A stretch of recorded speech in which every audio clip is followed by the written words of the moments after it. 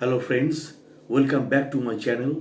Today our topic is international marketing. So due to globalization, exports have become vital for economic development. No country can afford to remain isolated from the rest of the world. The world, in fact, has become a global village. International marketing is growing day by day. Since no country can claim to be self sufficient, it has to depend upon some other countries to reach its needs and requirements also. International marketing calls for identifying needs and requirements of overseas buyers and meeting them. Since there is competition even from smaller countries for exports, there is competition even from the practices and performance against based of companies from other part of globe. Now, international marketing calls for management of various activities from the receipt of copies, export orders till it is executed. International marketing is defined as according to international marketing is the performance of business activities that direct the flows of goods and services to consumer or uses in more than one nation. So, the marketing of goods and services across national frontiers. Now, the essential features of international marketing. Now, I discuss in details. International marketing is a lengthy process. It involves in entering or entertaining an executive the international order. For these purpose, it calls for process of production and distribution of goods and services. It also involves other marketing functions like pricing, branding, warehousing, and advertising, etc. So it's a lengthy and time consuming process. So international marketing or international business calls for satisfaction of needs and requirements of international buyers. The goods should be tailored, promotional activities, suitable pricing, policy packaging, and packaging as per product requirements is a lengthy procedure. Now, bulk operators, international business is quite risky, unlike domestic because it flows across the national boundaries, while domestic business can be carried on retail basis.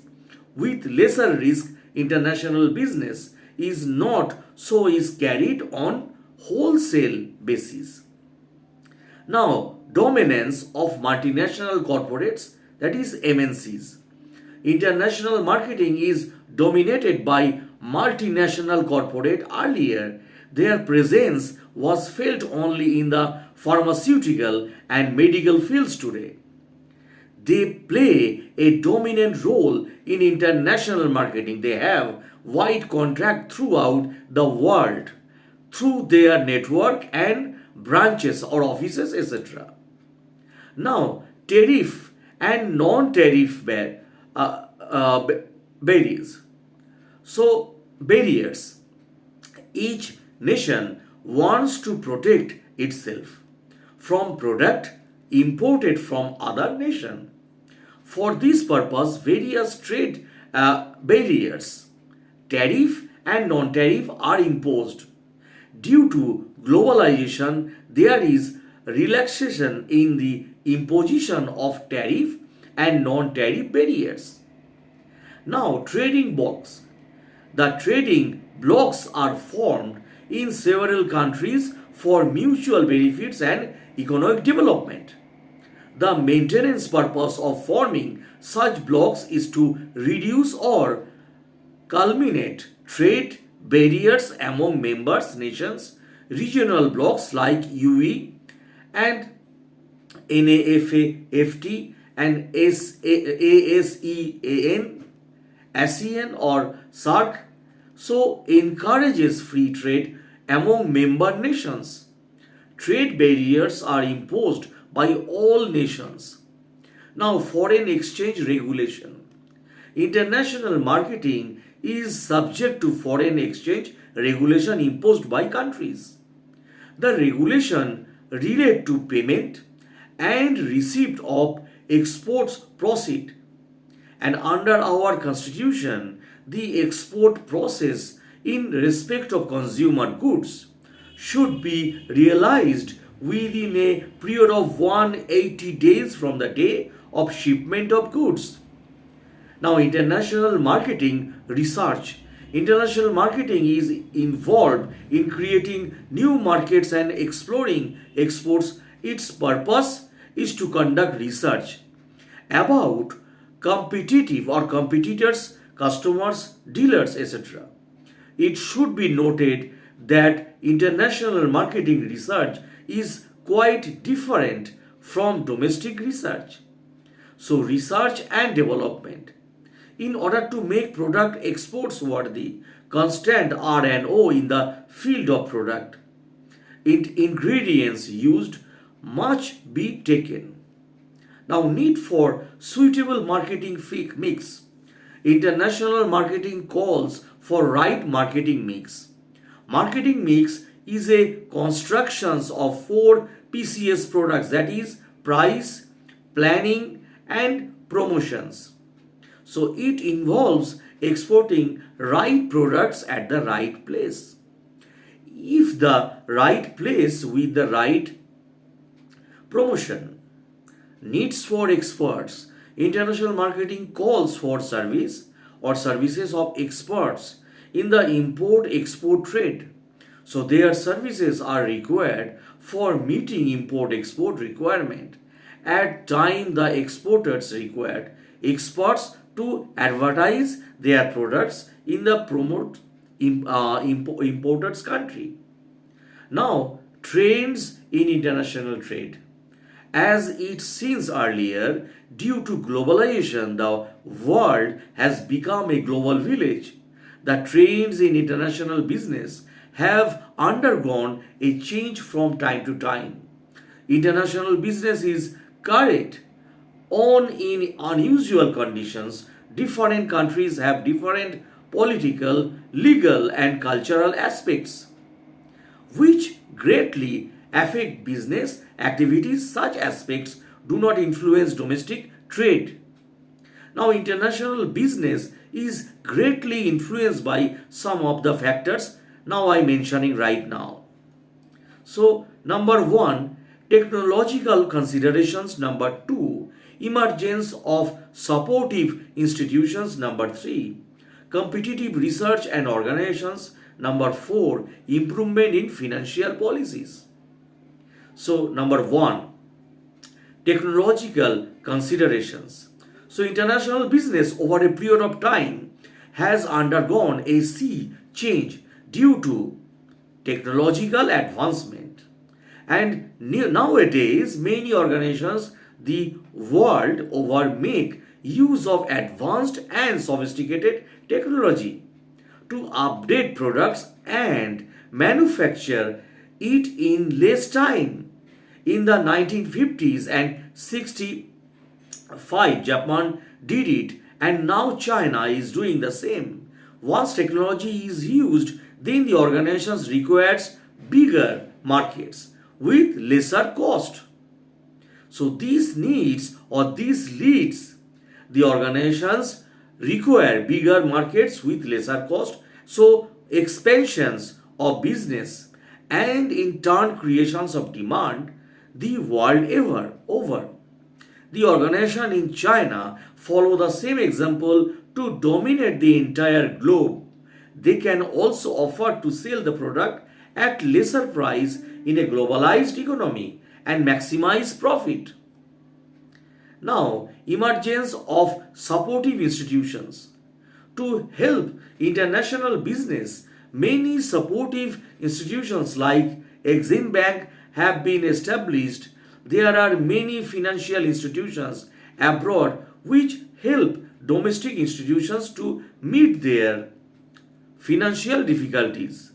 In many countries, apart from Exim Bank, International Bank for Reconstructions and Development, assist different institutions to meet financial problems. Competitive spirit form organizations. So competition is in organizations from different countries is also one of the major reasons for international business. In the past, we had heard of multinationals from West USA, UK, France and dominating the international business. But now the situation has reserved. The Indian multinationals like Tata's, Mittal's, Birla's have taken over several consumer and steel companies and dominate international business. Competition is a term used when organizations find it different to adjust to the present day conditions in terms of product, pricing, quality, delivery, profit, etc. Now, many organizations import raw materials and semi finished goods only to convert them into finished ones and selling them in international marketing at competitive rates to earn profits. Sometimes these organizations established offices abroad minimize risk, cost, and make profits also. Now, challenges in international marketing. Since international marketing operates in diverse environment, it has to face a large number of challenges during its operations. These challenges now I mention below. So, number one, problems of trading blocks. So, because of existence of trading blocks, like I mentioned earlier that NAFA. So, SARC, the non-member countries face challenges with member of trading bloc regarding reduction of trade barriers from member nations. These trade barriers, tariff and non-tariff, are imposed because of protective policies of this nation. Now, multiple taxation system. International transactions once come across multiple taxation system. The import-export transactions invite taxation at each stage, which is quite complicated. Besides, they reduce the profits and profit of exporters. Now, payment difficult. International marketing also face foreign exchange risk due to fluctuation in exchange rate. Different countries have different currencies and the exporters is to pay it in the currency of his country. So in the Commonwealth, international transaction need to be settled through the dollar, etc. So crude oil prices are fluctuating on day-to-day basis, which changes market or marketing payment also. Now, political environment, it involves political stability, peace with trading nation, risk of expropriations, etc. So all these aspects need to be properly analyzed. It is also necessary for time to carefully analyze the investment ratings of countries they wish to invest. Now, diverse language, customers, and traditions. When international trade take place, an exporter has to watch diversities in language, customers, and traditions. In Japan, most of the Japanese speaks their own language and have their own tradition and customs. Similarly, in China, widely spoken and understood language in Chinese. Now, documentations formalities. International marketing involves clearance of different documents at different level. Documents need to be cleared at meeting customs, formalities, Reserve Bank of India for obtaining foreign exchange bill, loading for clearance of cargo from ship, etc. Hence, the exporters entrust this work to agents. Now, distance. International marketing is separated by distance. Neither the exporter can meet the importer or vice versa.